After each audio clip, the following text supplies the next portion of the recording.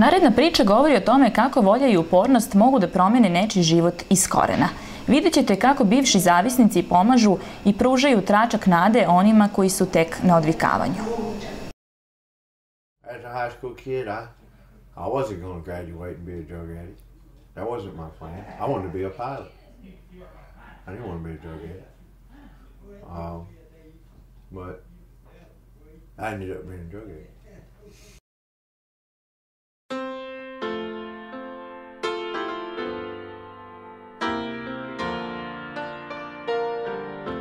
The Branch of Hope is a Christian-based facility, sober living environment to give people a place to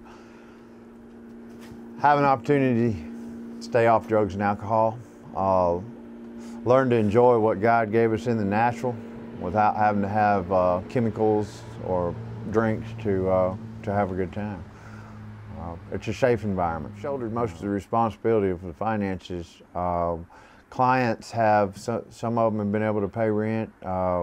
We charge $500 a month. We try to. I say we try to because we had never turned anybody down because of money. It's like good Lord's opened the door for a way for people to be here. Some we'll take and you know we'll help them find a job, and they'll throw $100, $125 a week in, and I've been a contractor since '94 or '93, and I've been able to shoulder a lot of it financially, but that's kind of slowing down right now. Prayer. God, grant me the serenity to accept things I cannot change, the courage to change the things that I can, and the wisdom to know the difference.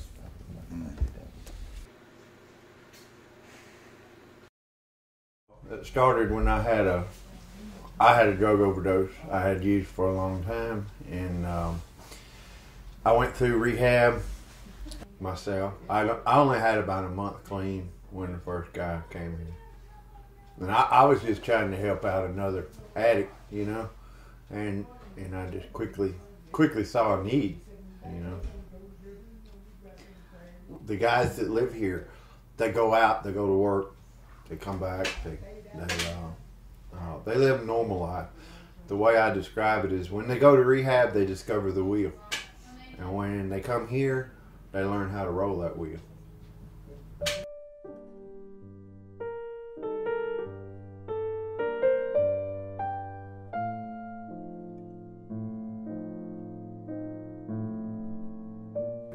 I got here and I was wowed because these people have, you know, Tony and Trish Wiley have given their house to us. And like, I have 2 jobs, you know, I work with Mr. Wiley doing part-time construction, and then I work at Sonic. I got my truck up here, you know, everything's changed a lot, you know, God's working his way through me. And then if I can be a motivation to everybody else, then I know there's hope for everybody. You know, I've changed a lot. I was doing probably $200 worth of cocaine a day, which equals 7 grams. I was doing a lot of meth. I was selling a lot of meth, which I had 2 jobs, but you know, that's besides the fact. I had an addiction problem. I was addicted to a lifestyle, and that's just something I had to change, or I'll either end up dead or end back in the penitentiary.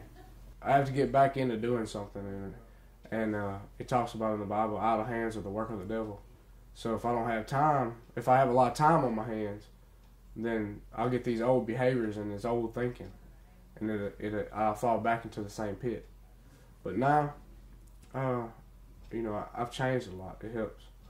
It helps to work and then to help others, because I try to set a positive example. What was most helpful is the unity. You know, everybody here together. We fight together, we work together, we love each other together, we hate each other together. It's a bond that you can't break. Guys that come out of prison, usually they've been clean. And we drug test everybody when they get here, like the guy you talked to earlier, and he passed his drug test when he got here. he was clean. He hadn't been using anything, and we don't. There again, we don't just take anybody. And the guys that come from prison, we talk to their caseworkers. We get a pretty good feel for these guys, and the prison system has worked with us very well. The guys they have sent, or the ones that have came here that the caseworkers have suggested would probably be good. Them caseworkers are right. They've been good. They've been very serious. The guys that are coming off the street that have just been using, now we don't allow them to go out unattended for a minimum of 30 days.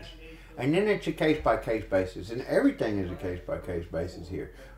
Even the 90-day thing. Some guys, it might take them 4 months, 5 months, but as long as we see them making progress, we're not going to just have the 90-day rule. Nothing's set in stone because everybody's different.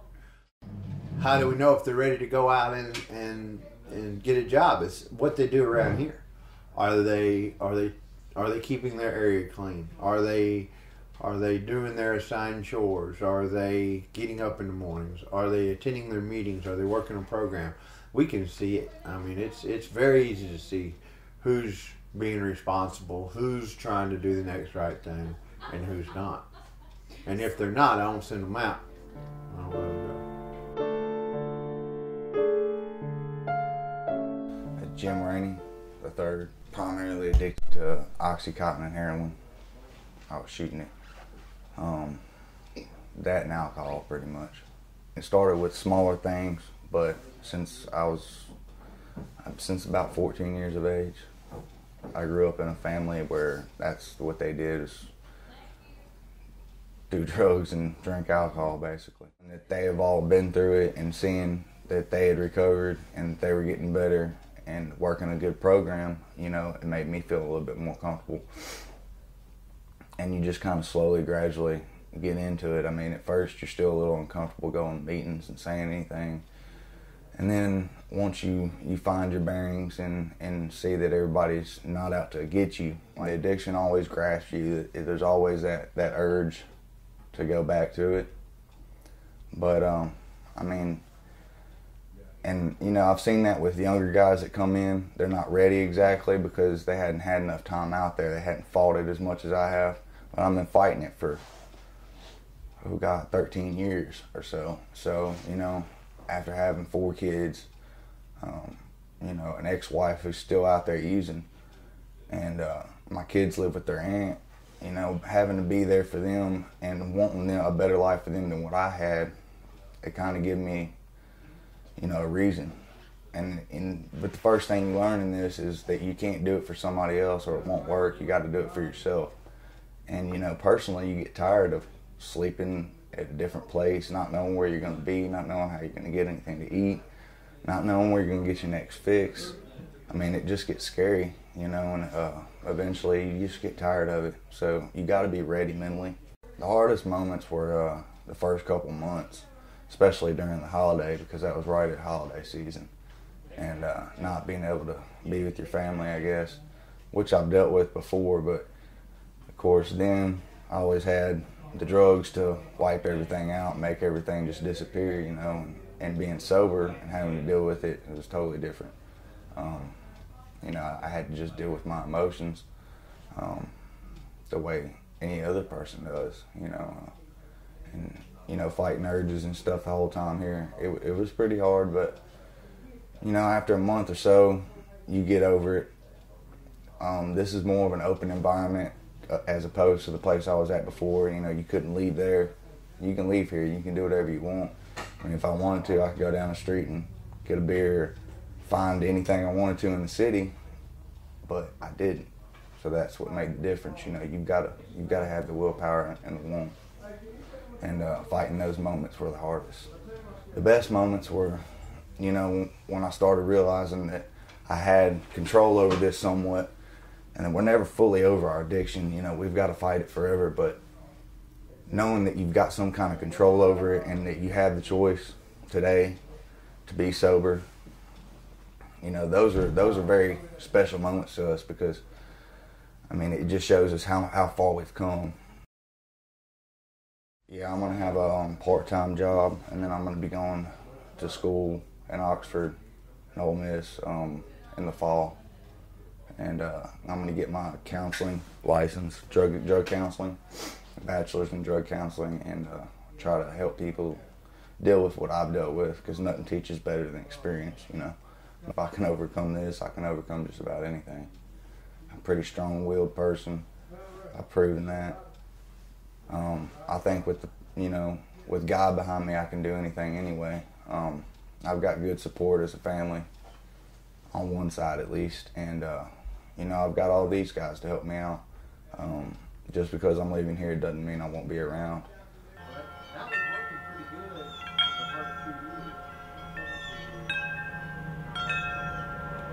And our percentage here is, even though we have our failures, our percentage of success is amazingly high for this industry.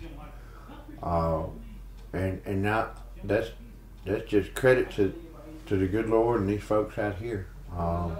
The power of the healing is in the group. I didn't realize is how close I would get, how much I would get attached to these guys. And I mean, we are out here. We're on 16 acres. We live together. We work together. We eat together.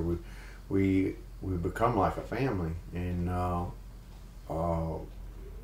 when sometimes when one of them goes back out and goes back to the streets or back to the drugs, it's very disheartening.